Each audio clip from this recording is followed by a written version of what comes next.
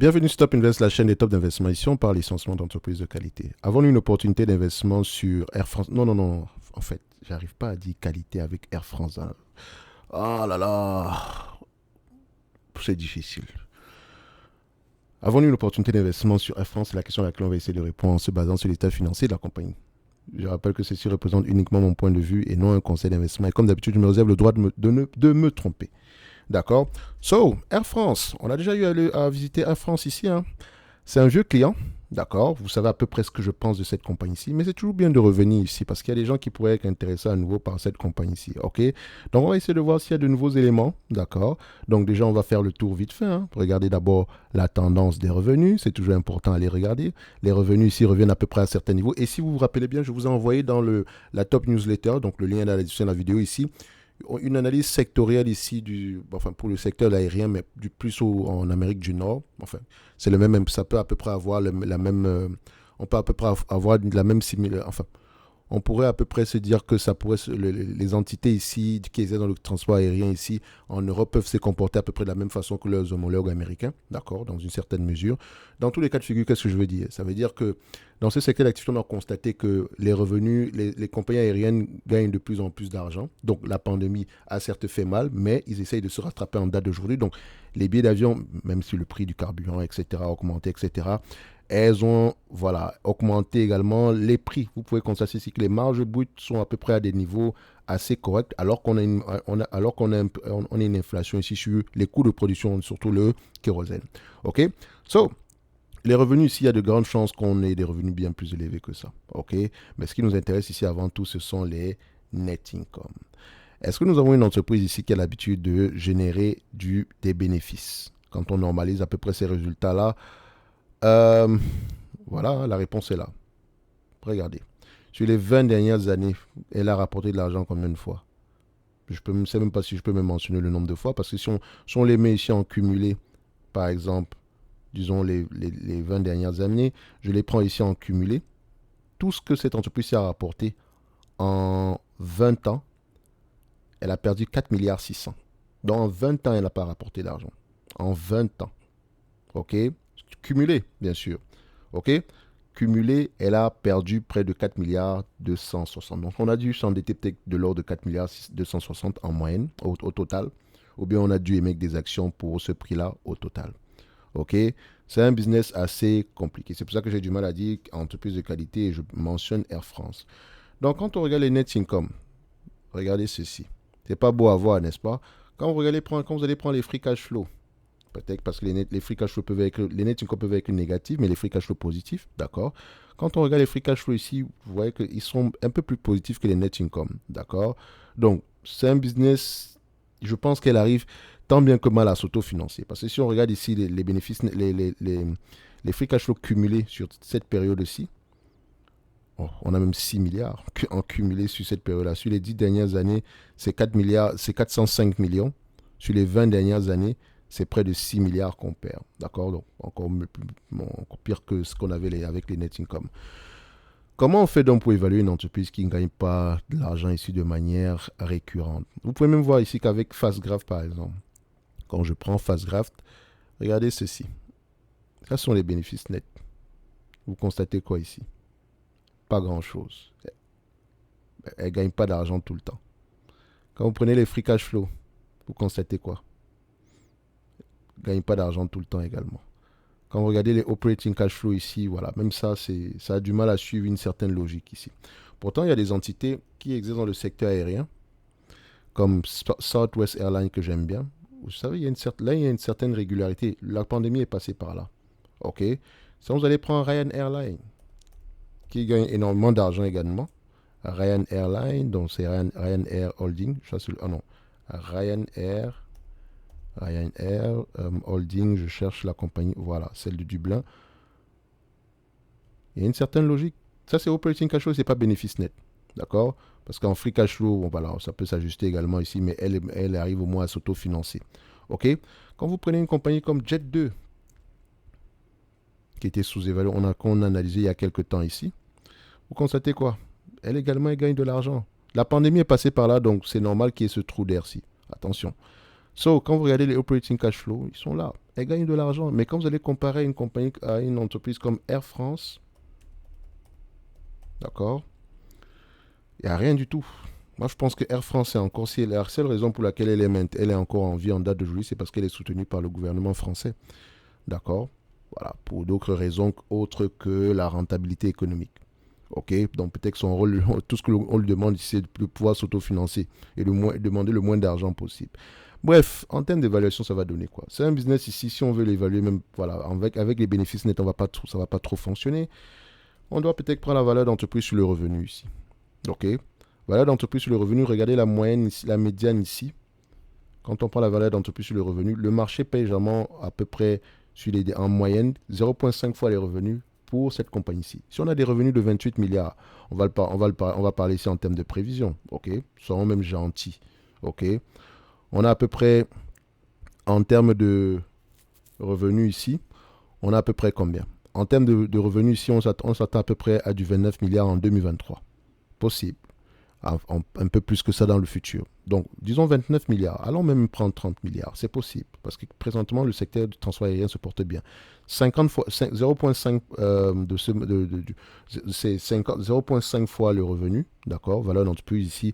Pour sauver la valeur d'entreprise ici, il faut faire valeur d'entreprise sur revenu ici est égal à 0,5 fois. Donc, pour retrouver ici la valeur d'entreprise, on fait le revenu divisé par 0,5. Enfin, multiplié par 0,5 ou divisé par 2. Ça revient à la même chose.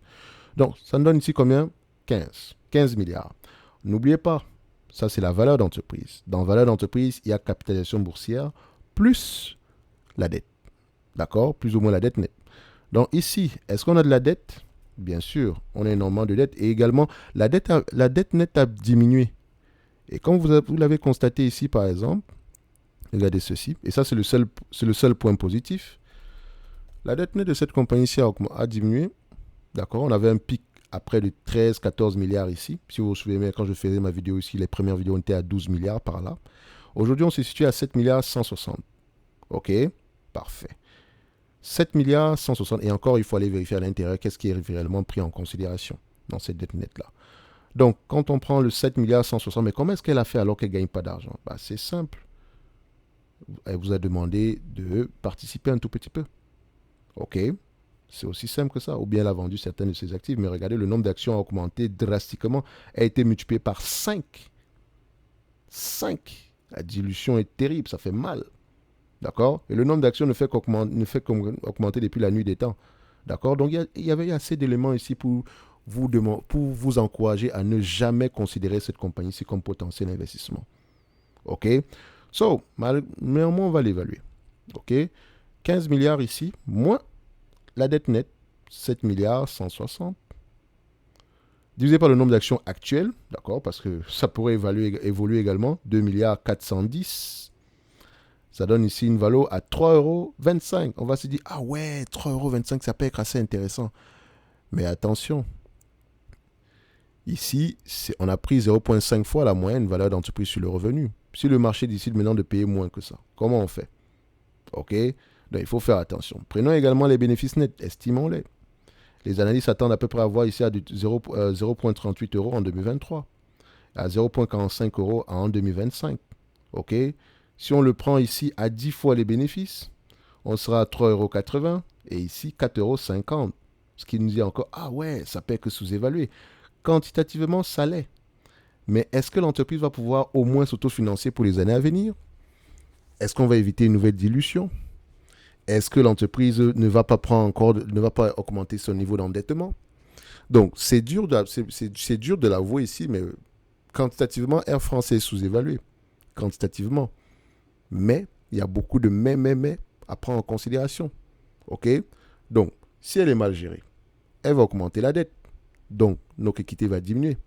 Si elle est mal gérée, elle va augmenter le nombre d'actions. Donc, le prix par action pourrait diminuer. Si elle est mal gérée, elle n'aura peut-être pas de bénéfice net. De toute façon, ça revient à la même chose ici si elle ne s'autofinance pas. Donc, ça va être compliqué. OK? Donc, est-ce que vous voulez prendre le risque d'investir dans cette compagnie-ci au prix actuel? Je ne pourrais pas dire qu'elle est surévaluée. D'accord? Si on le prend, voilà, on divise même ça par 2, 50% de décote. Donc, on a une marge de sécurité de 50% ici par rapport au prix actuel. En tout cas, je ne suis pas en train de vous demander d'acheter du Air France ici. Donc, je constate juste que quantitativement, on a quelque chose d'assez intéressant ici, mais également, vous pouvez voir que c'est un business qui est imprévisible, littéralement. On ne peut même pas faire confiance à quoi que ce soit ici. OK? Donc, vous verrez peut-être qu'un gros ici, rendement de 0. Voilà, je ne sais même pas combien ça fait ici, parce que je n'ai pas encore créé la miniature, mais vous allez peut-être voir ceci. Donc, vous allez vous dire, ah ouais, 28% de rendement, mais le risque est assez élevé. Je préfère encore investir dans les compagnies comme Spirit Airlines, Ryan Airlines, Jet2, ok? Mais Air France, jamais, jamais, jamais. Même pas à considérer, ok? En tout cas, ce n'est que mon point de vue et non un conseil d'investissement. Je me réserve toujours le droit de me tromper ici. Lisez vos rapports financiers. Les compagnies aériennes vont avoir tendance à gagner de l'argent cette année-ci, l'année précédente, l'année prochaine également. Donc, ça ne m'étonnerait pas que Air France également, ce soit la même chose. Et encore, pourquoi on va même pas aller regarder les rapports financiers de cette compagnie-ci, vu qu'on est là, d'accord? Donc, elle a publié sans doute ses rapports financiers ici dernièrement. Résultats financiers, qu'est-ce qu'on a? On va aller voir ça.